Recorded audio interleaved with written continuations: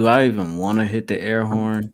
Should I even have to hit the air horn? Do I You even might got should. to hit the air? All right, I'm gonna go ahead and hit the air horn. You feel me? Hey, Should I mean, you feel me? I just want to let people know that it's cool. Mi casa and su casa. Come in, keep your feet up, get comfortable, chill, relax. You feel me? You know, I'm talking about you ain't even got to ring the doorbell. Door wide open for you. You know, I'm yeah, talking bro. about. Do you feel me? Hey, don't put your feet on the table. Mom hate that shit. Yeah. By the way, take your shoes off at the door. Y'all talking about we just got the carpets Yeah. clean, all that. You feel me? Yo. Ladies and gentlemen, people with jobs, people without jobs, middle class, upper class, high class, all that, cats, snakes, chickens, ducks, elderly people, and twerkers, we present to you another edition of the Public Enemies Podcast. This is the All Elite Wrestling Full Gear Post Show 2022 in a building, and I am still your public enemy number one. Would you see? Would you see? Look how God worked. You feel me? Look how Don't blame it on God. God is, oh man, God is amazing. He does great things. He does amazing things. And you know what? He's always here for me, brother. And I appreciate that. And I appreciate you if you are tapped in, if you are tuned in, if you are watching live, you know what I'm talking about. You feel me? We appreciate y'all for pulling up. You know what I'm talking about. Hey, Keith already dropped a super chat one time for the one time. Love, pure love. Hey. MJF's win was a moment, is a moment in time. You feel me? Let me get you your verbiage right. You feel me? Let me get your verbiage right. Yes, indeed. Once again, of course, I go by the name, oh my God, Graham. Son of Mars, Benny the Butcher is in the building. What's going on, my guy? How you feeling? Yo, I'm great. I'm great, man. Great. I feel like, but I'm a little heartbroken because I didn't get the championship for predictions, and I feel like I should have because I was the first one to predict that William Regal was gonna turn on Jon Moxley. So I feel like that's a regular pick all in itself. So I feel like that should go towards the score. But you see, I'm not gonna dwell on that too much because we got Survivor Series next week. I don't think we gotta really, you feel me? I don't think we really gotta go into that. You feel me? Yeah, take the L, you feel me? Because me personally, I believe a win is a win. You know what I'm talking about? Oh shit. Oh Ken, what's going down, my guy? What salute to you, you feel me? The big action super chat. In my Yes, face. hey. And still, you feel me? 16 times, 16 on him. You feel me? I should, he's saying come through with these, he's saying really pop my collar and really talk to him one time. I ain't gonna really do that, you feel me? But Ken, I appreciate you. Are these numbers legit? Are these numbers legit? Because he said 16. 16. And I just want to know, are these numbers legit? These numbers are legit, bro. How? Who counted them? 100% legit. Who counted them? Ken? You? Ken? I don't trust that. I don't even trust that, man. I don't even trust that. We're gonna have to bring in a third party to do some counting on this. We should bring in a third party, you feel me? Jizzle was there, Tron was there. The problem was I was the only person keeping track of how many times I was winning, and niggas was like, how many I got? Nigga, I don't know. You feel me? What you talking about? Let's talk about it, man. Tonight was AEW Full Gear live and direct. They came sliding through from the Prudential Center in Newark, New Jersey. And man, they had a 17-hour show with 2,600 matches. I was like, okay, I'm with you. I like it. I'm rocking. I'm feeling it. You dig? You feel me? I said it when we were recording. I was like, yo, it's light work to me. I grew up in a Pentecostal church. That's light work. Light work. That's light work. You feel me? Stupid light work. You know what I'm saying? What David Lavender? Let's hit the chat right quick. Y'all look like y'all finna hit a drill real quick. Maybe, you know what I'm saying? We might got something to do right after this. You know what I'm saying? We do gotta take a little trip. You feel me? This week. You know what I'm saying? We gotta take a little trip this week. I'll tell you about that in a minute. Salute to Billy Hughes. You know what I'm saying? I just subscribed. I'm taking a shot to Regal's turn on MJ on Mox. Okay. We'll take a shot to that too. We'll take a couple shots to that. Let's see. Keith said, I'm high as fuck. Should have been correct. Yeah. It is what it is. You know what I'm saying? It is what it is. Cool. Yes, please like and subscribe. You know what I'm talking about. Let's get into the action. Let's get into the action, man. First, I'm gonna ask you this: how did you feel about the show overall? Like, not even like the matches. You feel me? Like, you want to give it a letter grade, 1 out of 10. You feel me? Like, how did you feel like AEW delivered? What is this? Their third or fourth Full Gear? I think it's their third because I went to the. Yeah, I think it's their third. I went to the first Full Gear, and I wish I hadn't gone to the first Full Gear because it was. I was planning on either going to that or going to see Paul McCartney perform, and I should have gone to see Paul McCartney. The show was good. It's like I don't know how many more shows that man got left in him, you know. Yeah. But if I got to give this show a letter grade, I give it an A minus. Okay, chat. Feel free to join in. You feel me? What letter grade would y'all give AEW? You feel me, for the third annual Full Gear, top to bottom? What would you give it? You know what I'm saying? Meth says pay-per-view looks good. Can't wait to watch it on free TV next week. That's funny because that's exactly what's about to happen. You feel me? Me personally, I would give it like I would give it a solid B. I give it a solid B. You know what I'm saying? You know what? I don't know how I feel about pluses and minuses. Are you a Wings fan? He means Paul McCartney and Wings. Yeah. Hell yeah. Yeah. I changed mine to a B plus because I remember there's some stuff on the show that I didn't really care for, and we can get into that when we go through the matches. But did you? That's funny. Amante says went to see Black Panther, and I give it an A. Yo, we need to do a pod talking about Black Panther as soon as we can for sure do a pod talking about Black Panther. You know what I'm saying? We got some shit going. We got some shit going for sure. Sean Roberts says I'll give it an A, no higher, no lower. Okay, that's what's up. Ken says I'll give it a B or a strong C plus. And Keith is gonna give it a B. TK got to start cutting the match count down. Yeah, they had like 9 matches, you know what I'm saying, on the main card. Did anybody check out the pre-show? Oh, what's up, Jizzle? I did. How you doing, sir?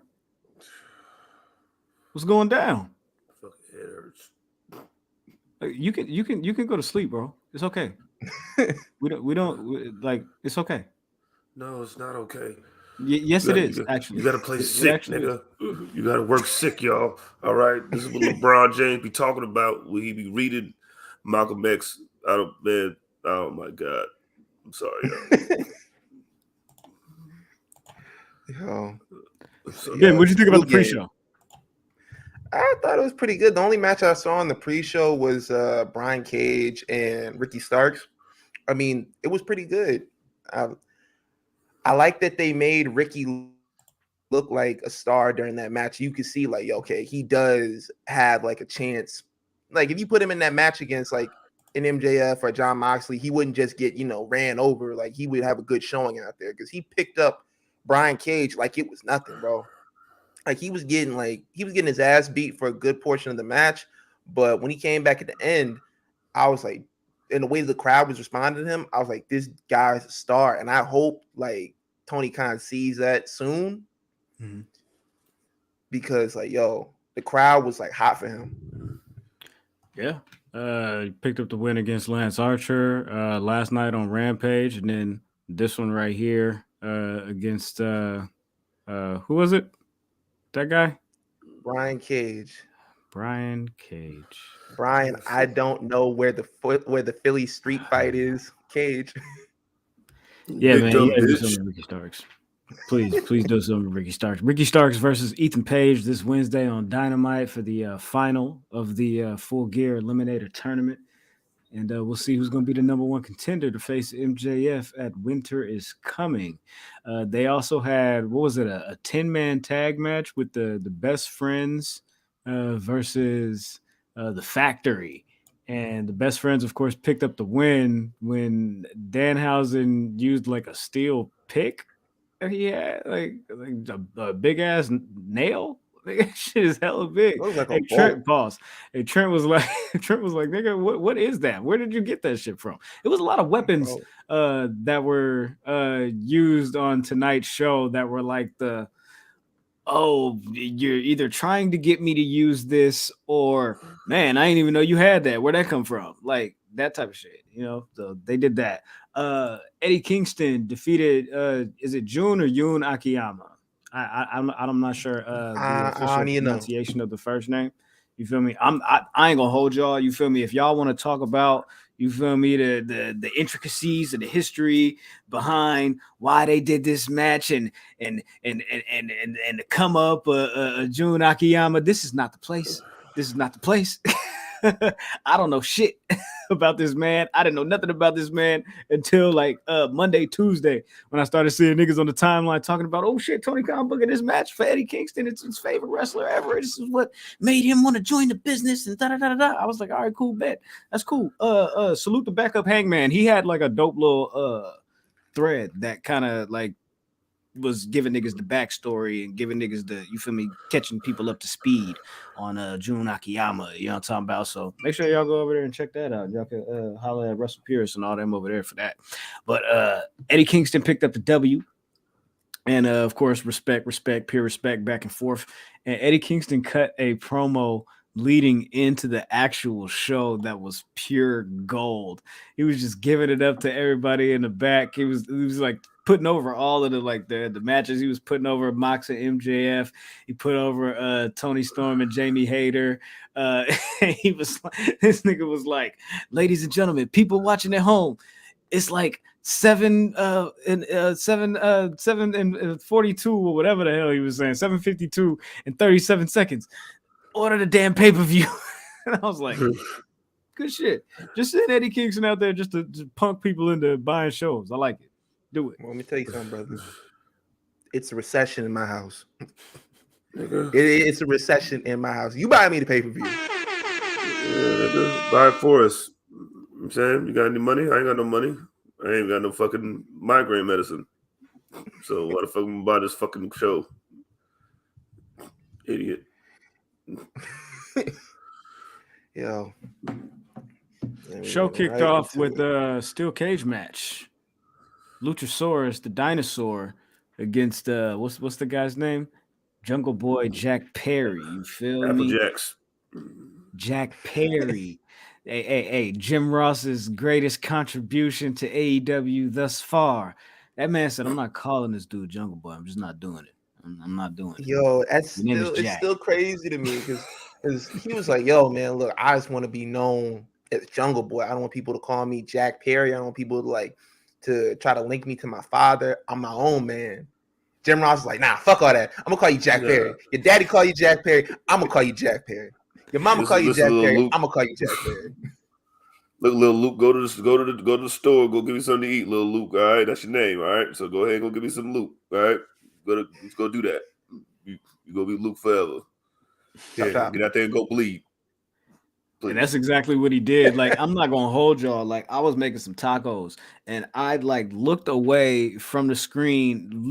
I felt like for maybe 40 some odd seconds, turn around and all of a sudden Jungle Boy is bleeding. I'm like, bro, this match has been on for like 6 minutes. Like, they just get right to it. Like, I'm like he took one throw to the steel cage, and then after that, it's like, oh, he bleeding. Nah. I was like, come on, bro. So he bleeding. Nah, oh my god. Ooh, oogie boogie bleed. That's exactly what it was. Like after one throw into the cage. Yeah. I'm not gonna lie to you. They had a couple of false finishes that kind of got me. That kind of got me. I'm not gonna hold you. He did a when Luchasaurus did the tombstone / I'm gonna just throw this nigga on his face. I was like, oh, okay, cool. That's 3. That's 3. That felt like 3. That wasn't 3. Okay, my bad. You feel me? That wasn't 3. You feel me? But they did the spot where he choke slammed him on a chair, and Jungle Boy, before he choke slammed him on a chair, actually Jungle Boy leapfrogged off of the chair and then did the Canadian Destroyer, and I was like, blood. They was really working. They was going crazy. And many moving parts, bro. Yeah, for sure. Big action. Hey, how did you feel about it, Jizzle? Did you catch this match? Did you catch the beginning of the show? Yeah. I caught it. I thought it was really anticlimactic, but it's a very good. Thank God it's over. Like, please let it be over. Like, Jesus. Like, please, like, no more. Like, it's no definitely more. not anticlimactic because it's not over. But this is one chapter of it. You feel me? But you know what else is not anticlimactic? You know what else is not anticlimactic? Super pulling up. Hey, what's up? What's up? Yo. What's up? What's going on, Mob? How you feeling, bro? Dude, I'm tired. And my throat's killing me from all the y'all was doing. But thank you guys for having me on. I know I'm in here late. I'm on Black people time, but y'all understand for obvious reasons. Of course. We're always on color people time. That's what it is, man. If you're not on color people time, I don't know what time you on, my brother. I don't know what time you on. Nah, bro. The barbecue start at 3, but everybody gonna get there at 4:30 ish. Yeah. But the real question is MJF invited to the barbecue after his actions tonight? That's the real question. Nah, bruh. I'm not gonna hold you. Are we rescinding the invitation? MJF, I still remember that tweet a couple weeks ago. I thought about it before the show started. I think I might have to rescind the invitation. I still remember that tweet a couple weeks ago, my brother. It's too fresh on the mind. The wounds have not healed yet. Oh man! And I had made that meme of him wearing the kufi, and he retweeted it. I was like, Oh man! Why, my brother? Jungle Boy finally faced some new competition. I feel like this thing with Christian and Luchasaurus went on forever. That's what David Lavender says. Suplex, what'd you feel about it? How do you feel about it? Did you like the match? Do you feel like the story's been going on too long? How do you feel about what's going on with Jungle Boy and Luchasaurus? Talk to us, please. So, Jungle Boy and Luchasaurus, let me just say, the feud, I do agree that it has been going on too long. I believe that's been going on since a little before Double or Nothing, the Christian and Jungle Boy storyline. That's really what it started with. It wasn't that whole Jungle Boy Luchasaurus thing. It was Jungle Boy and Christian. The only reason that really devolved, I don't want to say devolved, but the only reason that really turned into this is because Christian got injured. And I'm not saying this match would have never happened had Christian got injured, but I don't think we would have gotten this match at Full Gear if Christian was still wrestling. I think it would have ended up being Jungle Boy and Christian, and we would have gotten Jungle Boy and Luchasaurus on like AEW Dynamite or something like that.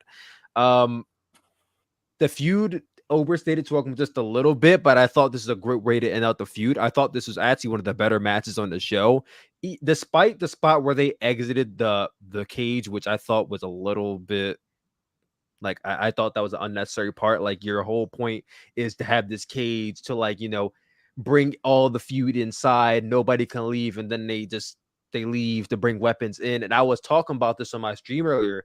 I was like thinking back to the cage match that the Lucha Bros and the Young Bucks had, and I'm like, well, they had weapons in their match. I'm like, wait a minute, did they never left the ring to get the weapons in their match? So I'm not really understanding why they needed to leave the ring. Like, couldn't they just have it in the ring or something like that? I didn't understand that, but I get how they got from point A to point B, but I didn't think it needed to happen that way.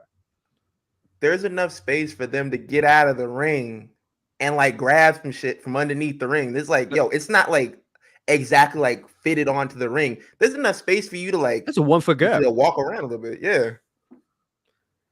But yeah, outside of that one spot, I thought it was actually one of the better matches on the show. And from here, I would like to think that Jungle Boy is going to be done with Luchasaurus and Christian Cage. I was thinking at some point, maybe they can Jungle Boy, Luchasaurus can rekindle their weird dinosaur boy relationship at some point in the near future. But Jungle Boy should just be on his own, doing his own thing. And now that we have a new champion, not going to say which champion talking about, but maybe Jungle Boy can go after that champion very soon since he's hot off of this win. We'll have to see. What's up? What you got? Just let it be over. That's all I want.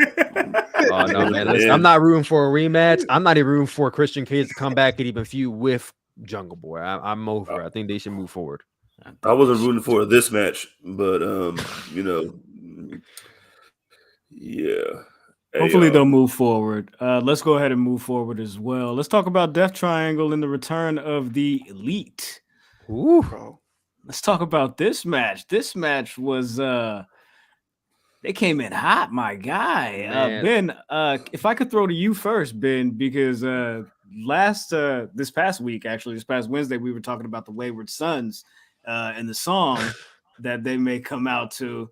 How do you feel that moment delivered? And how do you feel about the Elite being back? And you can go ahead and get into the match, and then we'll all chime in. Bro, when I heard that Wayward Sons drop, I was like, yo, Man. we are here. I was like, we are here. I was like, yo, Kansas, Wayward Sons, we living, bro. We eating, bro. But I know Tony Khan got to be pissed whenever they walk up to him asking some licensed music. Like, bro, what the fuck is wrong with y'all? I got an in-house dude right here, bro. I can make y'all a song that sound like Wayward Sons, bro. But nah, I don't think it would fit right. But they came out and didn't miss a beat. Crowd was hot for him. In fact, crowd was so hot for him that they decided they needed to fry up somebody. A certain Mr. Phillip Brooks. Rake that man across the coals. Like, the match hadn't been going for 5 minutes already. Fuck CM Punk chants. There were Colt Cabana chants. Then they went back to the fuck CM Punk chants. You know, I was saying to myself, if there were any decision that CM Punk was going to make or whether he wants to come back at AEW or not, this should have made it for him. This should have made it very apparent how the fans feel about him right now. If I'm CM Punk, I ain't coming back, even if the contract gets renewed or whatever. Like, I don't know. Fans don't like me. You know what? Fuck them. Exactly, but you gotta look at it on the flip side. They in Chicago like 99 times out of the year, so you can get some cheers in on that. Every day's a home game with CM Punk. I think they're in Chicago when next week? This week? Yeah, they're in Chicago this next week. But you know, you also got to remember when they were last in Chicago All Out and MJF came out, they were cheering for MJF more than they were cheering for Punk. They were, yeah. But that was also the return of MJF after true. 3.5 months gone, and everybody was like, "Well, what's he gonna do?" Well, clearly he's gonna come back. Very true. Let's do that. But this match was fire, even outside of the CM Punk chants. Like, they had some crazy. Of course, you already know when the Lucha Bros and the Young Bucks get together, it's gonna be Yankee. Kenny Omega coming back, just the dynamic of him being gone so long, only having 2-3 matches, and then having to cut and get suspended, and now he's back again, and it's just, I thought this shit was crazy. The fact that Pac had been telling these dudes for like the last 3 weeks, hey, we got to defend our titles by any means necessary.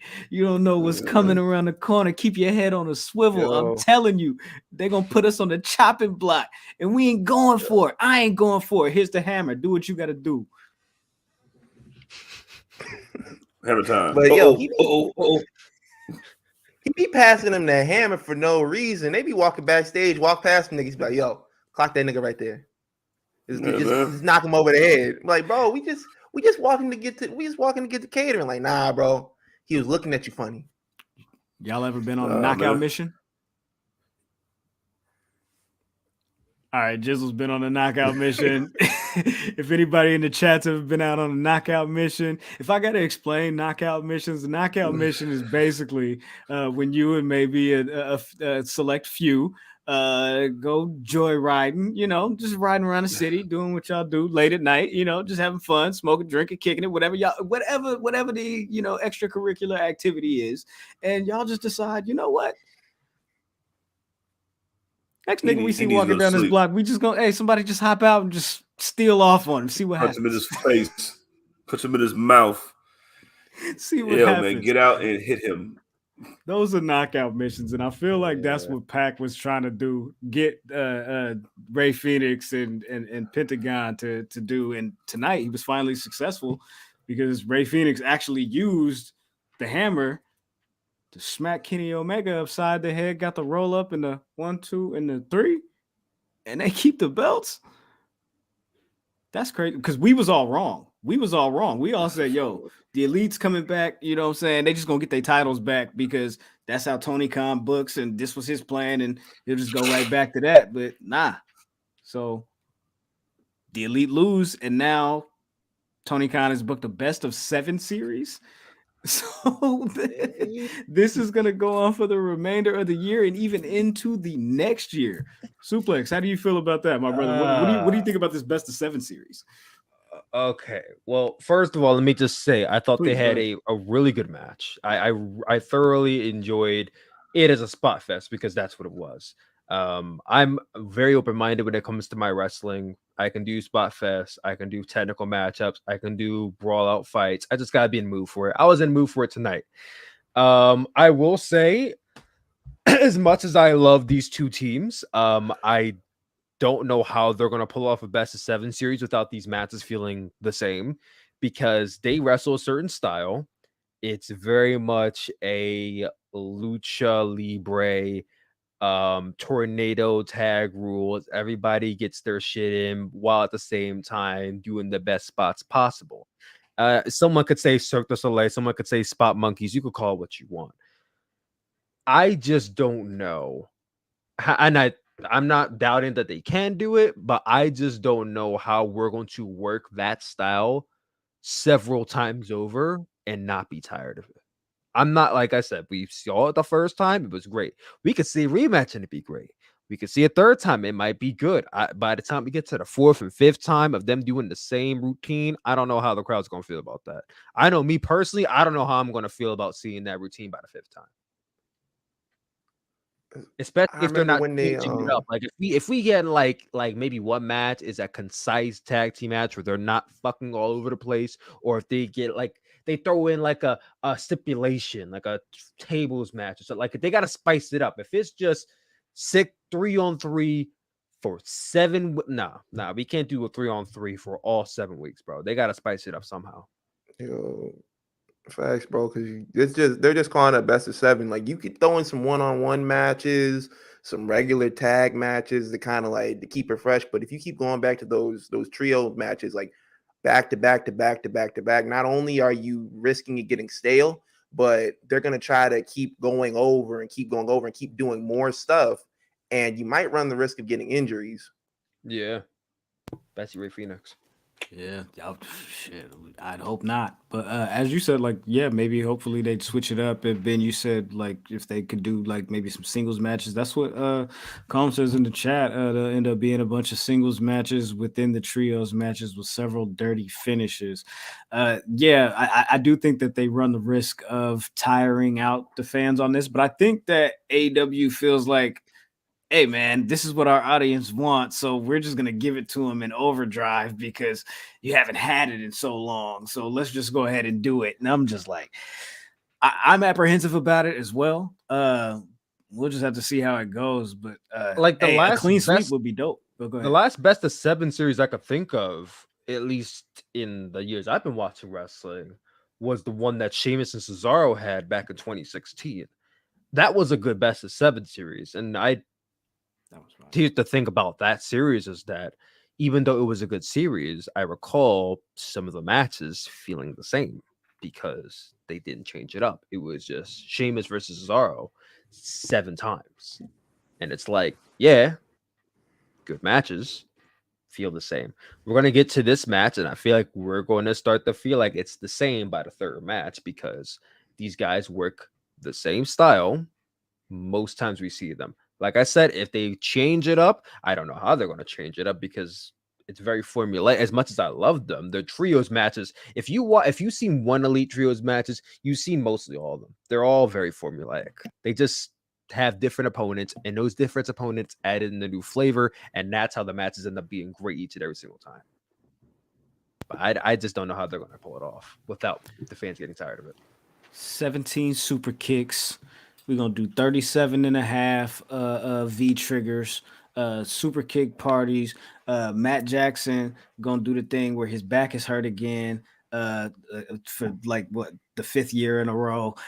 Nick Jackson. I don't want to cut you off, but you actually just tag. gave me an idea. You know, one ahead, of the match stipulations can be that the super kicks are banned. That's how you spice it up. That's super how you kicks get around. one stipulation. No super kicks. Niggas not going to know what to do. that could be an advantage for the Lucha Bros, and then you could have an advantage for the elites. Whereas I don't know, no fucking suicide dives. I don't know. You can make shit up as you go. You can spice it up somehow to get through these matches and make them innovative instead of just doing just straight 3-on-3s every single time. Matt Jackson is like, bro. what the fuck is a collar and elbow tie up? What is that? I don't know none of that shit, bro. Matt's You a chain wrestler? What the fuck is that? Not a clue. Don't got a clue. But salute to the elite, salute to the Death Triangle. Hey, man, Jade Cargill retained and got back her TBS title from the quote-unquote TBS champion, Nyla Rose. This was a pretty quick match. I thought it was okay. I didn't really think it was anything special about the match, to be honest with you. But I thought that Jade coming out with the Chitara, you feel me, the cosplay on, and she's been doing her thing, you know what I mean? But I thought the match was okay. Salute to both the ladies. I think they delivered well enough, but I think the match could have been a little bit better. I'm not gonna lie. I'm kind of upset this is ending because I've loved all the hijinks from Nyla Rose and all like I got the belt and everything on social media and all that. It's been entertaining. But yeah, you're right. The match left a little bit to be desired, and I don't know. There was some moments where I was like, "Come on, guys." But how'd you feel about like the interest for Vicky and Nyla and all them? A little Eddie tribute. I thought that was cool. Why didn't I guess it's cool. Wait. We're right around the time, right? This was his birthday recently, or the passing was recently, right? The passing was like I think it was like last week or something like that. Yeah. Okay. So it's timely. You know, you got to do it. Vicky's there, add her little flavor in. Was she wearing a Rhea Ripley shirt tonight? Yep. Okay. I thought it was just me. I was like, yo, am I bugging? Or the I'm your mommy shirt. Like I was like, bro, I was like, is this just me? And I got on Twitter and I was like, yo, am I bugging or is this the Rhea Ripley shirt? And everybody was like, yeah, it's the Rhea Ripley shirt. And you had niggas in there. I was like, yo, that's her husband, bro. She can wear whatever shirt she wants. She stole that from her. Rhea Ripley stole that from her. I was like, come on, bro. Chill out. Amen saying quick, bro. It was good, but could have been great in 5 minutes. Hey, man, the match was the match. It was there, and then everybody knew Jade was gonna win, so it is what it is. Myron says that Jade's title reign is flaming out for him. How do y'all feel about that? Well, I will say this. Just about every Jade Cargill championship match that we've seen on pay-per-view this year, Revolution was against Tay Conti. Double or Nothing was against Anna Jay. Athena was All Out, and now we just had Nyla Rose. They've all been like decent. Like there hasn't been like a good or great championship match, and all of them have been under like 9 minutes. Like none of them cracked the 10-minute mark. They're all relatively short. Here's the thing. I think Jade has great appeal because Tony Khan has been booking her very well. She doesn't show up very often, and every time she is on TV, it means something because she's a really good promo. And when she gets in the ring, she doesn't embarrass herself. So she's booked not very prominently, but she's booked in a very good way to make her feel important. But the thing is that her style doesn't change, and it's becoming very much the same every time you see her. The streak is the only thing going for her. If she didn't have the streak, there would be almost nothing to Jade Cargill, let's just be honest. The question now is, it's not even really about like, oh, what's going to happen next with her reign. It's about who's going to beat her. I think that's the question fans start asking. Who's going to beat her and when is it going to be? I'm thinking like the 489-0 is going to be the biggest match for her. That's when you put her up against like your biggest player like Britt Baker or somebody like that. In my head, I had maybe Jamie Hayter, but obviously that's probably not going to happen now. Maybe not. As far as the match tonight goes, I thought it was a decent one. Jade retaining was no surprise to me. I just wonder exactly what do you do next for the next few weeks few months leading up to the big 49-0 or 50. That's the real question for me. They're gonna throw a bunch of duds in there with probably Marie Shafir's third match and a bunch of like lower card Madison women Rain or something. Yeah, a bunch of lower card women leading up to that on Rampage because she's Mrs. Rampage, and then they'll get to 50-0 when she has like the biggest match. Like I think it's probably gonna be like Britt Baker or somebody, and if she gets to 50-0, then it's like all right, now we're starting over stair welcome because once you get to 51-0 and 52-0. Then I gotta ask, what are we doing? Yeah, exactly. Like, bro, but you said you said Britt, right? Yeah. That Britt is gonna be that one to get her 50-0. I think it should be Bow Wow. That's who it should be. It should be Bow Wow. Look, you got the height, the weight. It would be a fair match. I don't know if it would I'm be not a fair opposed match. to it. I'm not opposed to it. If they establish that the TBS championship is intergender, I'm not opposed to that idea. That'd be fire. Just watching Jade kick Bow Wow's head off. Because Jade's the first ever champion, right? She's the first and only ever champion. So I mean, if they did have an intergender match, you could establish it that way. I highly doubt that would ever happen, but fun idea. Yeah, it would be pretty cool. So salute to Jay, salute to the Breakfast Club. That wrong Breakfast Club, Jay. Pro Wrestling's Breakfast Club. That's the enemies. You got to slide over here. You feel me? But it's all good. It's all love. I enjoyed the interview. What was the next match on the show? The next match on the show was actually it was an AEW Presents Ring of Honor title match. Because I don't know if y'all caught the news this week, but the final battle show for Ring of Honor next month is actually AEW Presents Ring of Honor's Final Battle. And I think that's maybe the way that they're going to start promoting this to kind of get some more people involved, get some more tickets sold and all of that. And another super chat. Y'all think Satnam Singh should be MJF for the world title? I think he should. That's hilarious. Probably not, my friend. Probably not, Landon. We'll see what. Hey, man. If Satnam Singh learns how to do a 630, do it. Book it. I'm rolling. Jericho defended against Claudio, Sammy Guevara, and Bryan Danielson in a fatal 4-way match for the ROH title. I thought that this match was pretty dope. Of course, I would have enjoyed Bryan Danielson picking up the win. I'd never ask anybody. I'd never vote for anybody else in this lineup to win a match, except for Bryan Danielson. But because of the story, I knew Jericho. Chris Jericho beating everybody. It's like you can't end it now. But yeah, bro, I knew Jericho was gonna win because my man's riding off a high. He was just on the Masked Singer, and now it is like he's finally getting that stardom that he always wanted. And he's just like, yo, man, look, I'm doing it. Hey, yo, that crowd was anticlimactic. Crowd was good. Crowd was good all night, bro. Yeah, that was anticlimactic. I mean, you should have knew Jericho was going to win because Bryan Danielson's in that match, and Bryan Danielson has been taking L's to Jericho all year long. So, like, as soon as you saw Jericho and Danielson in the same match, you should have known Jericho was winning. Should have known. Should have known.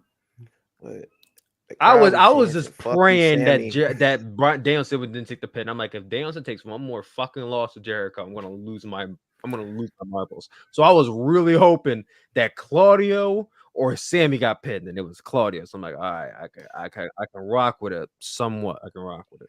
I can for sure rock with Claudio getting pinned. Take another L, my guy. Hold that, brother. Hold that with a cup of coffee. What's with the Claudio slander here? What's going on? I just think he don't like Claudio. For what? What's the problem with Claudio? I just think he's boring. Like, he's a really good wrestler, but I mean, for me personally, you gotta have something else better than that. And it's a little disappointing that this man can speak 7 languages and can't cut a promo. But it's all good. It's all love. It is what it is. He cut a meme promo in French. You just don't know that because you don't know French. Oh, hey, Tony Khan, let him talk French. Put the subtitles on the screen. Let him bouncy ball. I would love to see an eloquent what's the language that they speak in Switzerland? I was about to say Swiss. No, I'm not entirely sure if it's Swiss. He cut a promo. He cut a promo on Raw or SmackDown or whatever one time where he said he spoke in like whatever language it was, and then he said it in English, and then he said it in the third language, and I was like, okay, cool. He did that about Oksana back in like 2010. Yeah. He spoke. It was French, German, Italian, and there was like other ones mixed in there, but I forgot what they were. But I remember like German, French, and Italian. There you go. Yeah, it's back when he used to wear the beret. Yeah. Hey, I'm not gonna lie. And back when he was Antonio Cesaro. That look was hard, and I did like the Antonio Cesaro name. I mean, and he had a hard theme song. Yeah, I mean, yeah, he did have that. He did have that. So I mean, I guess I can't slander him too much. Sell him a hot dog, smoking his chair. Man came up, stole Teddy Long woman. It was like, yo, man, got a job now.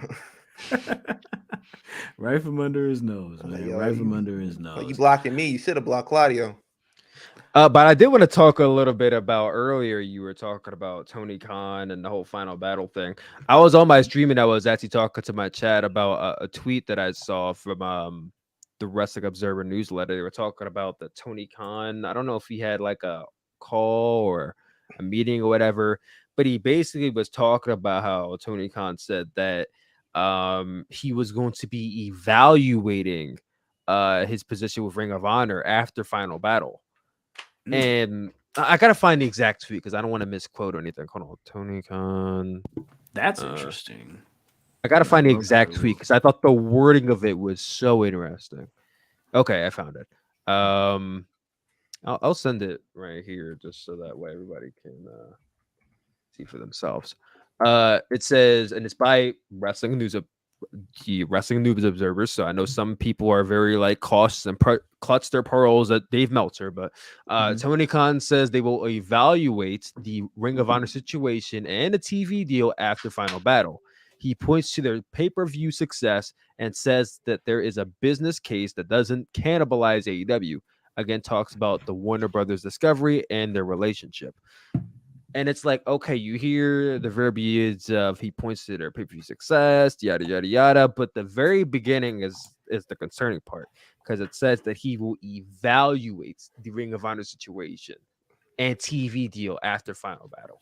Whenever you hear the word someone's going to evaluate something, that's normally not a good thing. That's not, if they're evaluating a situation, that's not a good thing. That means they're looking into something that probably isn't going right. So turn these niggas to a video library, bro. Interesting. Huh? He's going to evaluate the Ring of Honor situation. I don't think that's a good thing. If you're going to evaluate the situation, that sounds like to me like Warner Brothers don't really fuck with Ring of Honor the way that Tony Khan wants them to. Like, I'm finna dump this off, man. Hey Vince, you still want this? You can start your own thing. I'm just assuming here. But it don't really sound like Warner Bros. Really wants that shit. Tony Khan wants it. Warner Bros. Is like, these numbers ain't really showing. We don't give a fuck about them dang Ring of Honor. We'll keep the AEW show, but we don't give a fuck about the Ring of Honor, bro. That's why I think that they're trying to throw the AEW tagline on it. You know what I'm saying? Especially when Warner Brothers was like, we for sure don't want the Briscoes on TV. Yo, facts. He just said this week, he was like, yo, man, I get a lot of people asking me about having FTR versus the Briscoes versus the Young Bucks on Dynamite. He was like, I tried to get it to happen. Like the powers that be don't want it to happen. So he might wash his hands of Ring of Honor. It might be. I think fans sometimes tend to forget that Tony Khan has to answer to somebody. Facts. Yeah. 100%. Facts. Because I think it was earlier this year, like they said that Warner Brothers was interested in a third AEW show, and a lot of people were like, "Oh, maybe it's going to be Ring of Honor." But I really don't think they probably want Ring of Honor. No. And the smart thing of doing the AEW presents Ring of Honor is that the AEW name is attached to it. I think Ring of Honor by itself, Warner Brothers don't want that shit because it's like, okay, is Ring of Honor going to sell? They're going to look at all the stats. They're going to look at everything that Ring of Honor has offered even before AEW bought it, and they're going to be like, what does this offer us? We're going to pay all this money for this space, and what do we get in return? We're going to get 300,000 below that, probably. That's not a good return on investment. They're gonna lose money if they have Ring of Honor on their network. I'm just might being be real. a- I'm not even trying to dump a Ring of Honor. But if I'm Warner Brothers Discovery, that don't really sound like a good investment to me. So I can understand why they might not even want it. It'd be nice for the wrestling fans to have, but from a business perspective, I could see why they're probably not even toying with the idea like that. Like, if they evaluate those books, I just hope Tony Khan just goes out there, takes out the whole time that Matt Taven was world champion, and just erases that so they don't see that shit, because that was probably their lowest drawing time, because that was some bullshit. I feel you. Who do we think that Chris Jericho is going to face at Final Battle for the ROH title? Like, who's going to be his next challenger? Like, PCO. not... They both old niggas. All right, PCO for sure. Jerry Lynn. They both. Oh wait, no. Jonathan Gresham hates Tony Khan. Never mind, that can't happen. Oh, yeah, Like, look, true. man. That's true. Yo, I hope that shit wasn't true, nigga. You going back to me in my office telling me where you rank on the PWI? I'd thrown that nigga out there too. I'd had him lose in the most disrespectful way possible. I was like, all right, okay, bro. All right. Where you rank at in the PWI? Like, fuck that little ranking, bro. Shut up, man. Hey, man, we got the return of Saraya after Saraya. I'm sorry. Yeah, they'll get canceled, bro. My bad. We got the return of Saraya after 5 years. After 5 years out of the ring, she had her return after signing with AEW, a one-on-one match with Britt Baker. And this was dope, man. This was dope. Congratulations to her. You know, this was a very emotional moment, of course. I noticed that she did like the little neck breaker or whatever Britt Baker did, like right in front of her brother outside on the ground, and she's selling. And I'm like, okay, so Britt, not Britt, my bad. Saraya is gonna be doing the Bryan Danielson hope spots now. Like, oh man, is she gonna be okay? She gonna be okay? Like, oh, but you know her neck is bad. Like, oh, I don't want to see her take that spot. And then the overselling. You know, I feel like we're gonna get a little bit of that out of it. Ben, what'd you think about this match? I wasn't really feeling it. I wasn't. I'm gonna be completely honest. I didn't think they were really gelling like that. Like, every time, like, some of the stuff looked kind of clunky and shit like that. And I know I know a lot of times she was trying, you know, like excluding that, you know, the outside spot. A lot of times during the match, she was trying to like play it safe with her and everything like that. And I know you got to do that because like she's just coming back. We don't know. This is her first match back and everything like that. But it felt like a little slow and awkward at times to me. So I wasn't really feeling it like that, but I'm glad she got the win. She got to have like that moment though. No, I agree. It was definitely a very slow paced and very clunky match at times. The return was dope. It was emotional, and you know, it was nice to see Saraya back in the ring after so long. I think for the most part, a lot of that comes down to the fact that she got cleared last week. And I don't know if she's actually been training up until that time or before it, but when she got in the ring and they were locking up with each other and trying to figure themselves out, it's like, okay, you know, take things slow. It never really progressed after that point. Like, yeah, we started doing the neck breakers, spots and whatnot, like teasing it. And then that kind of ended up being the whole match was them teasing the neck, which I expected, but, you know, I could have done a little more than that. And then the way that Paige was, I'm really not trying to come on here and bag on Paige because like it's her first match back Ring West and all, but I'm also not gonna sit here and pretend that it was like some really good match. It wasn't. It was decent at best. I would like to think that in the future, as she gets back in the ring and starts wrestling more, that we'll start to see some good performances out of Saraya. This was just not that. And Britt Baker is not the type to carry somebody. So it was never destined to be a great match. I never thought it was going to be some 5-star classic or even 4-star at that matter. I'm just happy to see Saraya back. That's really all I'm going to leave it at. Serviceable match. Saraya got her moment. She's back in the ring. You know, at least she can shake that rust off and have some dope matches with a lot of the other women in AEW. But yeah, salute to them. That was dope. What was next? Oh, hey, triple threat. What's the thing that Big E says? Big meaty men slapping meat. This is basically the horse of all horses match. You know what I'm saying? Samoa Joe actually picked up the win and is now a double champion after I didn't see that defeating coming. Wardlow and Hobbs. Suplex, you said you didn't see that coming? I don't know if anybody saw that. Did anybody really have Nope. Joe winning this match? I had That shocked the hell out of me. I remember when I saw that, I was like, the first thing I said, I was saying it in the middle of the stream. I said, listen, Wardlow has had the most disappointing reign that I have seen in a long time. And it is all Tony Khan's fault, not even his. It's just the fact that Tony Khan knows how to lead a horse to water, but he doesn't know how to make it drink. It really is that. Like, think of just about any big star, not big star, any medium big star that AEW has. They know how to get them to the destination, but they don't know how to sustain them after they reach the destination. Just about every single person. Orange Cassidy, I think, is one of the biggest things about that is that, yeah, he's the champion now, but he was white hot in 2020. He was hot in 2021, and they waited until 2022 when he cooled off to put the championship on him. Look, he was like, you saying he was white hot. This man was like literally had people asking like, who is this guy? Yes, I remember when he had the mainstream, bro. Yeah, bro. I seen this shit on Facebook with like 50,000 likes on like some random like page that be doing like numbers and shit like that. They were like, yo, who is this guy? And he was doing like the kicks and had like the glasses on and everything like that. And people were in there like, oh yeah, that's Orange Cassidy, that's Orange Cassidy. And you're right. He was like, bro, he was white hot at that time.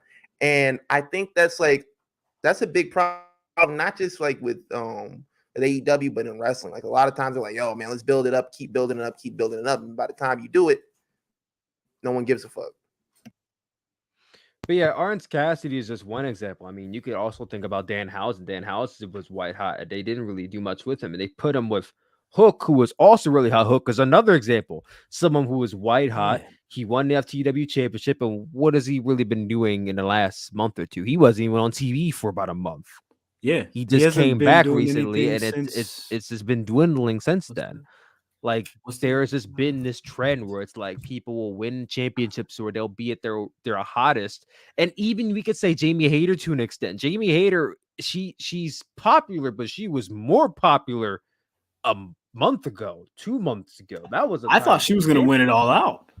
That was the time to do it, but they waited until now to do it. And it's like, I don't understand why Tony Khan likes to wait and wait and wait and wait and wait. And now let's do it.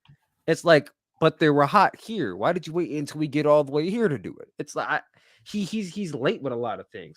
And it's like with Wardlow, he was white hot right after his feud with MJF, right after that win. He won the TNT championship soon after. Cool. And then what happened? A bunch of nothing happened.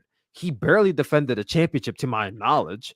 He was on AEW Rampage for a lot of the reign. He didn't really have any captivating storylines the whole time. This was the most story that he got, and it barely was a story at that. Powerhouse Hobbs was added in very late. It was a tag team that a very much thrown together tag team that he had with Samoa Joe. There was no reason for Wardlow to be a team as long as they were. You had a TNT champion and the Ring of Honor television champion who should be in separate feuds as a team together because you had nothing better for them to do. Then they split up and you put them up against each other in this match. You had Powerhouse Hobbs in at the last second. And I love Powerhouse Hobbs, but he really shouldn't have been in this match. So he's in the match and it's like, okay, Powerhouse Hobbs can win. I like that idea. Samoa Joe's in the match. He's not going to win. That's my thought was that he was not going to win. Wardlow should win because his reign has been less than stellar, and if he wins, it gives him a legitimate victory over Samoa Joe or Powerhouse Hobbs, both of them, and then you find something for him to do after that. But Samoa Joe wins instead. And yeah, you can say, oh, but Wardlow didn't get pinned or submitted. It doesn't matter. He's killed dead now because his reign was less than stellar, and then he lost. So now what's he going to do? He could chase after the championship and get it back, but it's too late. I don't think the fans really care as much. Like I was listening to the Wardlow chants. They weren't even as loud as they were in the past. Bro. I think there were louder Joe chants than were for Wardlow tonight. That's concerning. The symphony right. wasn't even that strong. Even if he chases after Samoa Joe for the TNT Championship, I don't think fans are going to care as much. I think fans are more invested in Samoa Joe than they are in Wardlow, especially that he's double champion now. Like, yeah, no, I don't want to say that he killed, like Tony Khan killed Wardlow, but it's like I don't know how he's going to recover right now. I really don't see the road to recovery for him. Yeah, because like looking back on it, like you said, he didn't defend the title a lot, and the champion in the matches that he had when he was on like pay-per-views and stuff like that, I think the last one he had was like a tag team match with like FTR or some shit like that. Yeah. I was like, bro, why can't he defend the belt? Why he in a storyline with two other niggas and he not defending the belt? It just don't make sense. David in the chat says somebody got to stop this man with all this logical thinking. I'm sorry, man. I don't do podcasts like that, so I just got to air it out sometimes. No, it is what it is, man. It is what it is, and I 100% agree with you. You feel me? Like I did not expect Samoa Joe to win this match. I thought that they were going to use this match to reset Wardlow's reign and be like, okay, cool. Now, he's beaten two big ass dudes is damn near bigger than him. You feel me? So, okay, now we can go ahead and find him some interesting placement on this show and on this card rather than sticking him with Joe and War Joe or sticking him with FTR and them doing like a bunch of trios matches and shit that don't mean shit. Like, all right, cool. But man, Samoa Joe's going in the final battle with two titles.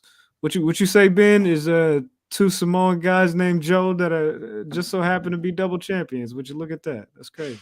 Yeah, man. You think Samoa Joe's feeling Uzi? I hope he is. I love Samoa Joe, but he didn't need to win 2 titles. He for sure didn't need to win this. Nah. Especially with Joe's been kind of injury prone for the last couple of years. So it's like, you sure you want to put 2 titles on Joe? Like, you go ahead and do it. You know what I'm saying? I'm not tripping. I'm not mad, but like, I ain't mad. That's on you. That's on you. You got to deal with that one, my brother. This match was Sting and Darby against Jay Lethal and Jeff Jarrett. I missed this match. I missed this whole this match. I was so excited to see because I'm like, yo, I can't wait to see Sting no sell the guitar shot. Sting's gonna no sell the guitar shot, and that's gonna be the spot of the night. He's gonna beat his chest. He's gonna go crazy, and I missed it. I don't even know if it happened. My phone died, and I clicked the shit back on, and I see this nigga Sting got Satnam Singh ready to do a Scorpion Death Drop, and Darby does a coffin drop from the top, and then Sting reverses a lethal injection into a Scorpion Deathlock, and I'm like, oh, that's the match? So I have a question for y'all. Did Sting no sell the guitar shot? did Darby Allin did. Oh, okay. They passing it down. But Darby Allin is basically baby Sting now. Basically, yeah. That's why I kind of don't like it because it's like they've been together for a year now, and it's almost at a point where I don't even know what Darby Allin is anymore. He's become like I said, he's become baby Sting. Like he's not his own person anymore. He's deeply associated with Sting. He's always out with them. They have tag team matches that they always win. It's like, I don't know if they're ever going to break up. I don't see Darby turning on Sting anytime in the near future. I think for as long as Sting is wrestling, they will be paired together. Because that was the thing going into this. Yeah, no, it really shackles Darby Allin because he's capable of more than that, but he's almost just kind of stuck to Sting's hip now because it's like Sting, they don't trust Sting to do singles matches, and I get it, but at the same time, no TNT title reign for Darby that I know of. He's not going after anything. He's just with Sting. When he was the TNT champion, he still had Sting by his side, and it was deeply revolved around Sting being back. It's like. Because that's like the basis of this storyline. It was like, yo, they beat my ass. I need Sting to watch my back, and that's been like the basis for like the last 3 or 4 rivalries that he's had. Like, yo, man, look, they beat my ass. Like, I need you to come up in here and help me, bro. That's been it. You know, funnily enough, one of my friends who was getting back into wrestling around last year, he said his favorite AEW wrestler was Sting. Of all the people in the roster, he said it was Sting because Sting is 63 years old and kicks so much ass. And one of the things he said exactly what you said. He said he said that Darby needs Sting all the time. And it's like every time they have a match together, he's like, yeah, no, Sting's gonna come in here and save the day because Darby gets his ass kicked all the time. And I really badly wanted to argue that, but I'm like, you know, you're exactly right. Every single time Darby's getting his ass kicked and he needs Sting to come save him. And I kind of hate that, Loki. I kind of hate that you need a 63-year-old man to come in here and save the day from you. Baby Sting and Darby Senior. It's like he needs it, but like Sting can't do nothing without him, and he can't do nothing without. Like I said, they're shackled to each other. Yeah, they're like taking on each other's like shit too. Like Darby's like taking on Sting's characteristics, and Sting is the fucking luchador or some shit now. He's a high flyer. He's an aerialist. I'm like, all right, cool, have at it. Because the thing that they were trying to pitch towards everybody when AEW kicked off, they're like, yo, Darby is just like Jeff Hardy. They're like, yo, he's just like Jeff Hardy. And they would kind of like link them together. And like, we sort of slipped from that pathway down to like, okay, now he's like Sting. It's like, bro, Sting and Jeff Hardy are not the same. Like, so how y'all get him from here to here? That's what I want to know. They associated the Jeff Hardy thing because he takes a lot of stunts that Jeff Hardy would do back in the day. Which is why when they had their match, everybody was all excited about it, but then at the same time worried. Like, yo, we gonna one up each other. Like, who can really die? Who could die the fastest? 1,000 ways to die. We doing this match. Who could really die? Wow. That's wild.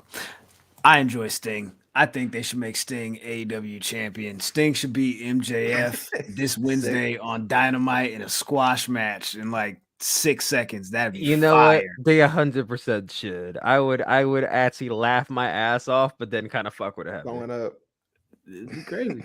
Well, I don't think that's gonna happen, but Jamie Hayter, as we did mention earlier, is the new AEW interim women's champion. The interim women's champion. And I fucking hate that you had to attach the word interim on there because okay, here's the thing. I legitimately love that Jamie Hayter is a new champion. I love it.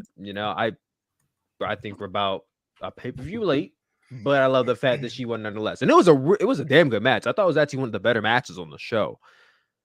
But it is very disengaging to say that she is the new interim AEW Women's Champion because it's like, okay, we've had 2 interim champions now. We've had Sammy and we have Jon Moxley. And it's like, well, was CM Punk the interim champion or Jon Moxley was the interim champion? Moxley was the interim champion. It's like both times we've had this interim champion. They lost to the person who will go on to become the definitive or undisputed champion. And it's like the only purpose of us doing this interim championship bullshit is because Tony Khan didn't want to strip the person of the championship. But at the end of the day, what ended up happening is that the person who was out and was the real champion got to accrue days by doing butt fuck nothing the whole time. CM Punk was champion for 80 days, but he was only active for 3 days. So explain that to me. Oh, well, he was the interim champion the whole time. Okay, and what happened? He came back. He came back and he lost the championship. So was he really the champion the whole time? I think this situation is going to cause Tony Khan to have to make a decision on whether he's going to continue with the interim tag on championship reigns when somebody gets injured or somebody goes out or somebody gets suspended, because this particular situation with the women's championship has been extended a longer time than any other championship situation that we've had since the TNT title thing got sewed up pretty quick. the AEW World title. They said, all right, cool. It's been a minute. Well, no, they immediately said he's going to no, at first it was like, we're going to drop the title. And he was like, no, I'm not going to drop the title. And he was like, all right, cool. We're going to have a tournament for the interim champion. And then boom, that happened like a month later down the line. And then now with this, Thunder Rosa's been out since what? August? And doesn't know she's going to come back until January. I feel like if you're you can keep this going. I feel like if you're gonna throw that interim tag on there, you should put like a deadline, and then after like if they don't meet that deadline, and then you're like, okay, well this person is now like the undisputed champion, because from August to January is a crazy amount of time to wait to have as champion the whole time. You know what it is? Those shouldn't count.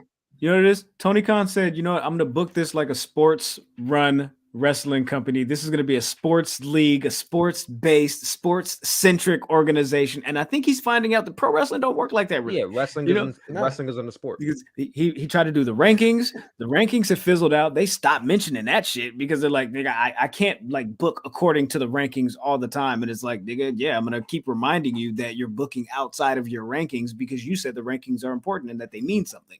Now you got this interim thing where it's like, same thing. Another one of those sports things like from the UFC or boxing that he's trying to bring over and use that in this particular situation. But it's like, now you got talent that's getting upset. And I don't know how upset they are if Tony's playing an angle or whatever, if they're shooting shots at each other. Britt Baker's involved, Thunder Rosa's involved.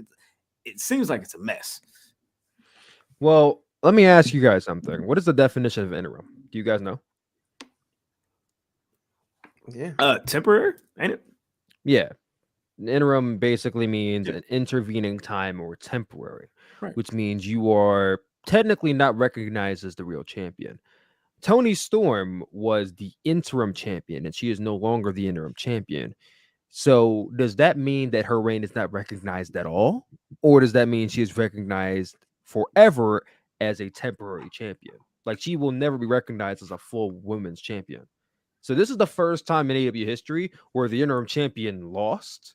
Mm-hmm. So now Tony Khan has to explain what that means. Because if this means that her reign is not recognized, then what the fuck was the whole point of her even being champion in the first place? That's why I said this interim shit doesn't make any damn sense. Because if you're going to recognize her reign, then she should be recognized as the women's champion. But you can't do that because this is the interim championship, which means by technicality, she should not be recognized as a champion whatsoever. And in that whole period, she was holding a championship for no reason. This is why I said the interim championship is a bunch of bullshit. She should be recognized as the women's champion, and so should Jamie Hayter. You even got talent that are tweeting about it. They're like, yo, man, why are we still doing interim, man? Come on, man. Y'all, this shit don't make no sense. You had, what's the name of the dude? Ty Dillinger was like, yo, man, look, either you're champion or you're not champion. Like, which is it? Like, yo, is it one mic? Is it Uchiwali? What is it? What's going on, bro? I don't give a damn what Ty Dillinger, Sean Stasiak, Sean Spears, whatever you want to call himself this week is tweeting about. Like, you shouldn't be talking, brother. You ain't never held a single championship around these parts, my guy. Hey, come clock in and take out the trash. You feel me? I'm about to look into this because I know the medium scrub's happening right now. Maybe they're talking about it because I need them to. I really want them to clarify what does this mean for Toni Storm. I want to know if her reign is recognized or not. I don't know. I do know that one story coming out of this is going to be extremely important because there were shenanigans all over this match. This match was overbooked crazy. We got Reba coming in. We got Britt coming in. We got heck of false finishes, extra false finishes. A couple of, I think they added in a couple of extra that maybe a little. By the 7th, 8th false finish, I was like, all right, my G, we can slow it down. This match could be over. Like, we're going to have her win, but don't have her get what was it like? Britt gave her she got smacked in the head by the belt. Britt gave her the stomp on the belt, and then Jamie Hayter gave her like a tiger suplex or something like that or whatever, and like that didn't do it. I'm like, all right, man, like Tony Cena, all right, cool, I got you. That's what I was thinking. And then she ended up losing anyway. Yeah. So I was like, all right, cool. But how long do you think it's going to be before Britt Baker turns on Jamie Hayter? This week. That should have been happened, honestly. Is this like the Randy Orton evolution thing? Is she going to give it a thumbs up, thumbs down? Got to. I'm That'd not be sure fire. Reba can get on her shoulders like that. I don't know what she does. I'm not even going to lie to you. I don't know what she does. Kind of exists. Yeah, there you go. Well, salute to them. Salute to Jamie Hayter. You feel me? Hopefully your reign is recognized or Tony gets this whole thing figured out. You feel me?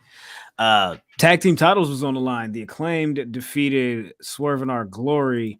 And this is where we saw the breakdown, I guess, of the tag team of Swerve in Our Glory as the Acclaimed and Anthony Bowen's feigned injury and all of that. Ben, how'd you feel about this tag match? You excited about the Acclaimed retaining the tag titles, brother? I mean, like, it wasn't bad. I mean, it was a good match, but it wasn't really. I wasn't really overly hyped for it because I already knew how like it was gonna go. I knew like Swerve and Keith Lee were gonna have some argument or something like that. I wasn't expecting Keith Lee to walk out in the match.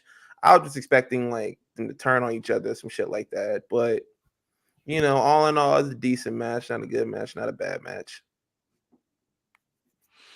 I thought it was fairly good. Not the best one they had. Actually, I think it was probably my least favorite of the ones they've had. Yeah, I mean, that's really all I have to say about it. I mean, Keith Lee being turned on by Swerve, I think a lot of people saw that coming, and that leading into the finish. It's like, okay, so now we're getting Keith Lee and Swerve having a feud with each other. Like that's going to be exciting. I can't wait to see how that unfolds. The Acclaimed retained. I'm happy they retained. I'm very curious to see where they go after this feud because they've been feuding for a few months now. Yeah. So this is going to be like their first pay-per-view. Yeah, this is going to be their first like real test outside of that feud to see like where they go. Like the trios division is a lot broader and wider than the tag division is when you think about it. So it's like, okay, well, they're not going to face the Elite. The Elite and the Lucha Bros are occupied. So it's like, what tag teams do they have right now? You know, FTR is going to be on Twitter tomorrow morning like, we should have a tag title shot because... Yo, freaking... I think they did that. No lie. I think they did, like, they walked backstage and they looked at the titles and they were like, soon. And they just kept walking or some shit like that. So it probably will be FTR next. Wait, like on Tonight Show they did that? No, they did like I remember what you're talking about. They did do it a few weeks ago. Okay, cool. Yeah. They walked by, they were like, soon we're gonna challenge for those belts. And they were like, yeah, okay, nigga. Yeah. You gotta defend those like 2 belts that you got over there. Ken said that Beijing had Keith Lee's beard popping. Yeah, he's been going a little overboard with the Beijing as of late. I'm not gonna hold you.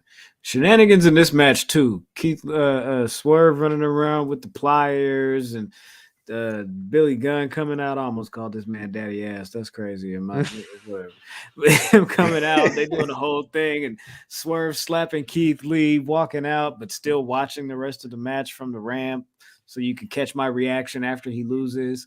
I'm like, all right, cool. That's. It was a good match, but like y'all said, it wasn't what the first one was. It wasn't what the second one was. It was just kind of like a match, and this is how they had to close out the story. This match was more so about, it felt like turning the dynamic of Swerve and Keith Lee more so than it was about the Acclaimed defending, you know what I'm saying, the tag team titles here. It seemed like, you know, the focal point was Swerve and Keith Lee in that story, but yeah, this was definitely a vehicle for that turn. Yeah. So salute to them. Main event time, man. Main event time. Jon Moxley defended and lost the AEW World title against MJF, Maxwell Jacob Friedman.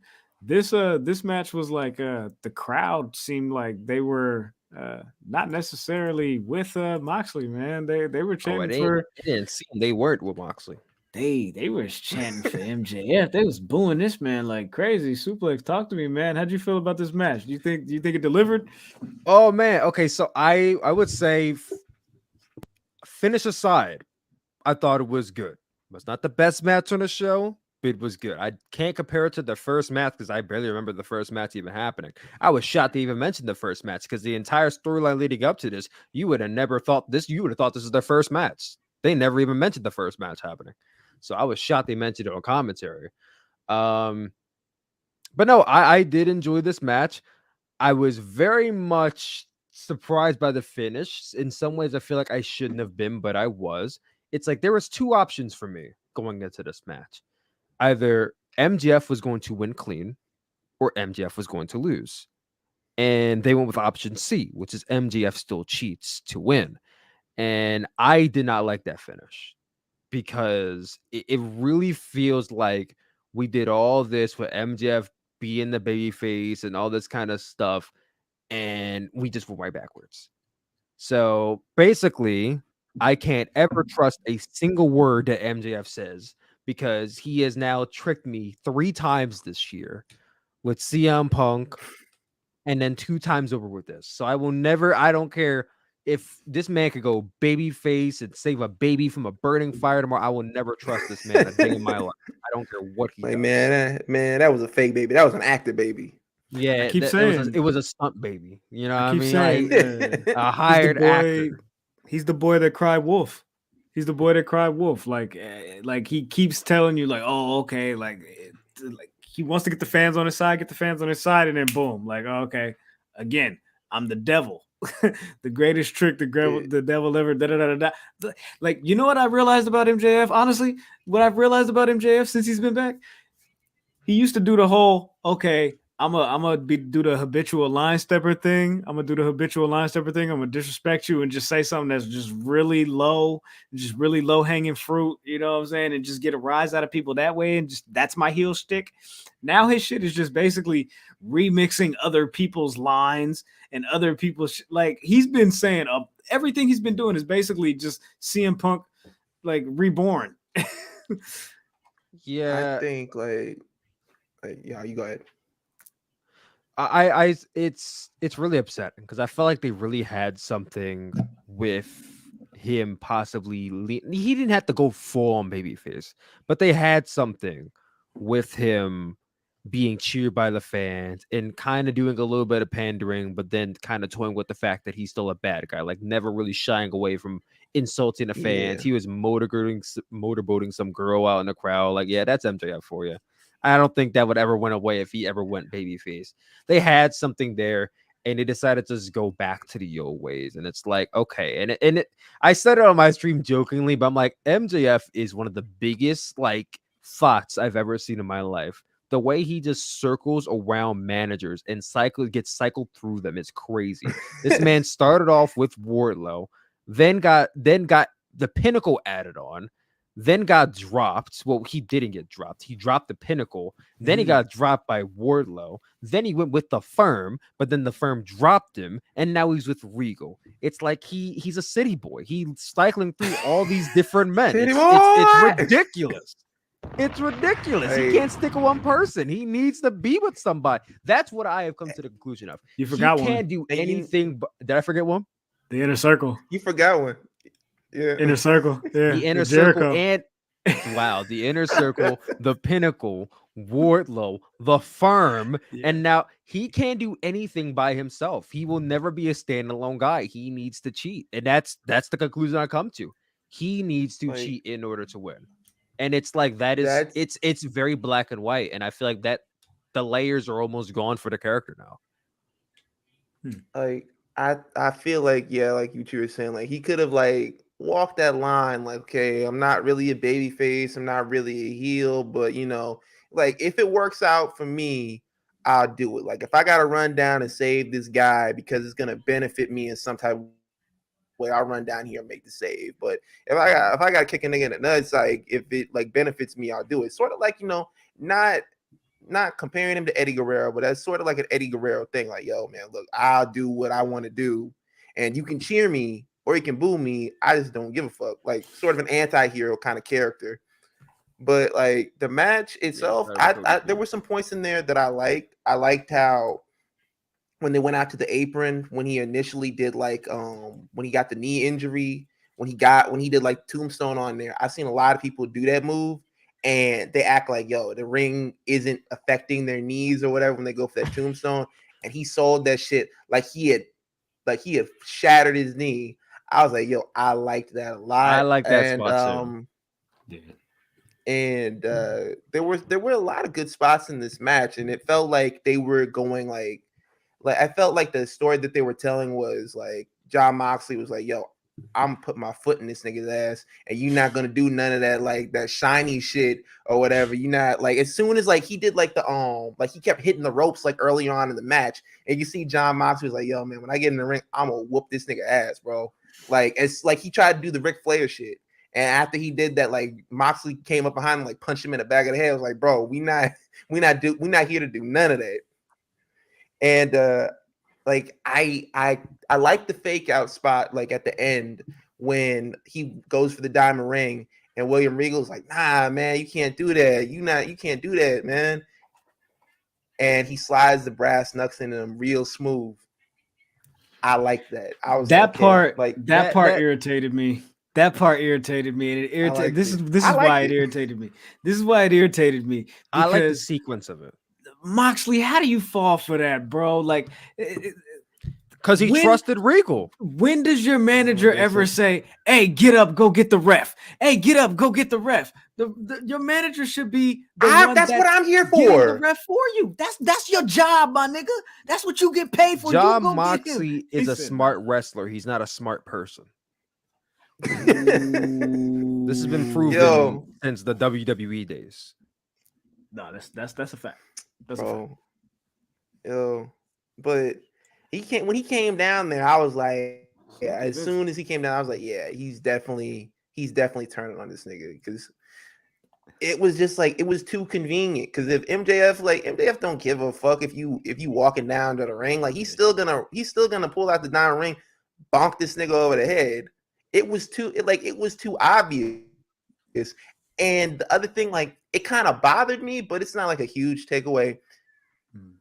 Blackpool Combat Club sat backstage, watched that whole match. Nobody ran down there to grab William Regal. No one ran down there to like, hey man, what you doing? This is our boy. Like, no one did anything. Just sat backstage, just watched him just do that shit. Are they slowly fizzing out the Blackpool Combat Club? Unless they're slowly fizzing out because they've been having dissension between Wheeler Yuta and Bryan Danielson, so I think they're slowly fizzing it out. Yeah. Because I was about to say, oh, maybe the entire Blackpool Combat Club is like turning on Moxley, and now MJF is joined. But I'm like, well, what they were doing with Danielson and Yuta, like, I think they're about to split up, which is corny as hell, honestly. You gonna put the Jericho Appreciation Society and the Blackpool Combat Club in the feud for the whole year, and then you just say, all right, I'm done with this Blackpool Combat Club thing. Like that just blows my mind. Like that doesn't make any sense to me. Like I'm a fan of William Regal and MJF. I'm a fan of them like being together, but like you said, like throwing away that whole group. When you had Jericho have like multiple groups over like since AEW's inception, but we can't have Blackpool Combat Club for like they're throwing away a whole lot year by doing this. They're throwing away the potential of babyface MJF, and they're throwing away the whole Blackpool Combat Club to put together two people who don't need each other. Regal doesn't need MJF, and MJF does not need. They don't need each other, so it's like the pairing. It sounds good on paper, but it's like it doesn't make any sense. They don't need each other at all. This is another one of those situations like Jade Cargill doesn't need Nyla Rose. Not my bad. Nyla Rose doesn't need Vicky Guerrero. I apologize. You feel me? Like, why would you do that? Like, I get it. I understand the dynamic that you're trying to build, but now I have questions because now I'm wondering, like, okay, look how many enemies that they just created throughout this entire thing. You got the entire firm. That's Lee. That's Big Cass. Cuz I don't know what they call it. Morrissey. They have no purpose now. You feel me? But you have the firm and you have the Blackpool Combat Club, but it's just MJF and William Regal. Like, how do you fend off 7-8 people that you've now like pissed off and turned your back on. Oh, MJF is going to get a faction soon. That's what he's been doing for the last 3 years. He gets one person, then he gets a faction. I hate that because I'm like, he's so like he's good. Like he can carry himself. He doesn't need a manager. He doesn't need a group. Well, he's like proven tonight that he needs people. He's a leech. He's proven that he's a leech. He needs people. I think that's a part of the gimmick, though. You know, I'm better than you, and you know it, but I need you to help me. You feel me? But I also need to dim your light. You know what I'm saying? To make myself seem and feel bigger. You know, I don't know. Vicky and Regal are there because they needed a job. I wouldn't say that, but I mean, if we're here for the jokes, then let's do it. Let's do it. I was super excited when they brought Regal in. Like, I was super excited when they brought him in. Yeah, I'm just I don't know how to feel about this pairing just because I don't know where it goes. Like, I think the promos are gonna be amazing, but like, I guess I don't know if Starks is the way that you're gonna start it off, then sure, but I wouldn't want Ricky Starks to just be like a one-off, you know, like, all right, cool, there's your main event, get back to the TNT title and go do something over there or something, you know.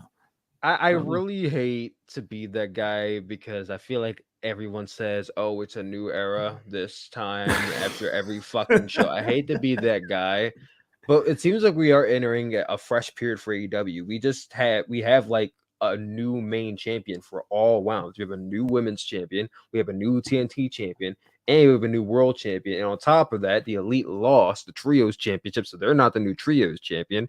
It's like there's a lot of stuff going on now. The only thing is that like I don't know if I like all the stuff that's going on, but they have a lot of new stuff going on going into the new year. Yeah, like this best of 7. I feel like I like everything that's going on right now, but they got a lot of new stuff going on. They do got a lot of new stuff going on. One of those things is Takeshita is officially All Elite now. That's the best news I've heard all day. Going Yankee. Like, no Cinnabon.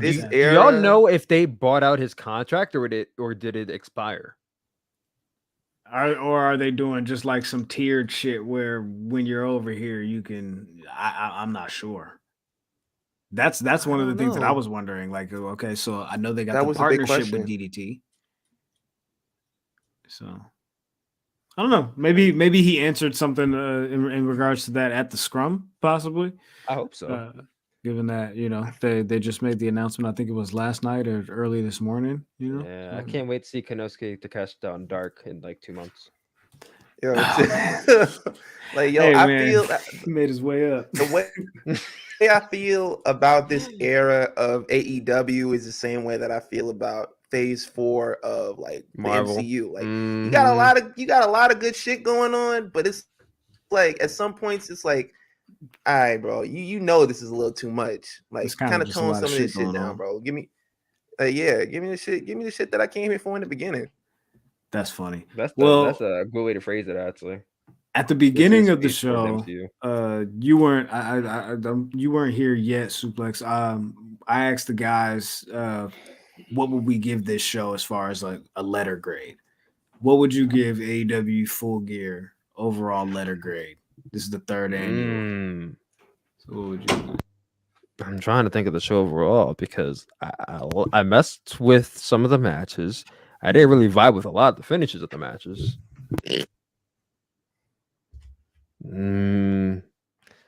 Well, I definitely it ain't. Hey, I can tell you that much. It's boring between B- and C. I'm gonna go with C. A C. I gave it a B. Ben, you gave it a B. Suplex gives it a C. And Jizzle went to sleep. Good for Jizzle. Good for him. I'm happy for him. My man was fucked up, man. Healthy decisions. Well, with that said, man, let's go ahead and close it out, dog. Suplex, my G, I appreciate you joining us. You feel me? That's for having me on. It's always great talking to the lifeline, the lifeline, the Jews of pro wrestling Twitter. Oh shit. Hey, what they was gonna do if Twitter shut down? What they was gonna do? They can't shut down Twitter. You guys run Twitter. Yeah, that's pretty much true. You know, people think that we run like the Appreciate you, WWE bro. on Like, for real. Fox, like Page. Like Tony Khan has to answer to Warner Brothers. Elon Musk has to answer to you guys. Y'all just don't know that. Everybody just don't know that. But yeah, we are part of the 350 Bless you, employees bro. that stayed on. You know, the verified. Just up in there doing anything. Yeah, for sure. We just Yo. acting like I'm coding and shit. I'm just pressing buttons and shit. You know what I'm saying? All right, man. Well, let's do it, man. Suplex, if you will, I would appreciate it if you let everybody know where to find you, when you stream, and all that good shit, so they can come over and come check your shit out. All right. Well, as you guys can tell, the name is Suplex. So you can find me on TikTok under the same name. You can find me on YouTube under the same name. You can find me on Twitter under the same name with another X. The same goes for Twitch, and the same also goes for Instagram, which Instagram is showing me a lot of love right now. So shout out to everybody on Instagram. Go follow me there. I do go live on YouTube. I'm trying to get back in the rhythm of going live more than twice a week, but I will definitely be live next Saturday for Survivor Series, which should be a really good show. So I hope to see you all there. Ben, my guy, tell them where to find you, my brother. Yo, man, you can follow me on Twitter, Instagram, and TikTok at _the_son_of_Mars_. And I don't know. Speaking of that, when are you guys hopping on TikTok? We are on TikTok now. I'm trying to learn how to use this shit, bro. I'm not gonna hold you. Like Keeks is on it, and she been like pushing like a hard line, and I'm like, all right, cool. So I'm gonna have to start using this motherfucker. I posted 2 things today, so that's progress, right? That's progress. Oh, yeah. Gang. 2-3 times a day, man. Get your reps in. Get your reps in. We're gonna make it happen. You feel me? Yeah, I'm like stone cold with it. You feel me? Like let me get my reps in while I can. Let me tell you, man, if you starting off small, the algorithm loves it when you post a lot.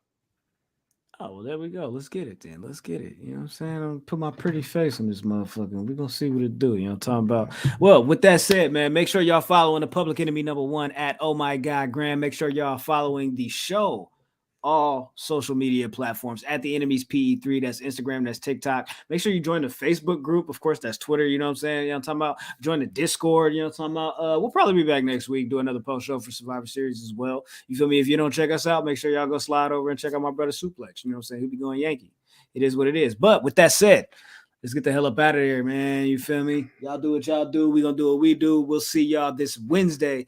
Public Enemies podcast. What is it? Episode 237. And then, of course, Thanksgiving will be with the Black Announce table, and we're gonna have a nice little din with our squadron, with our family. You feel me? And reminisce on some amazing times and amazing dishes and amazing situations where I've imagined Joy Taylor and Taylor Rooks, Hey, bro, and Malika Anderson.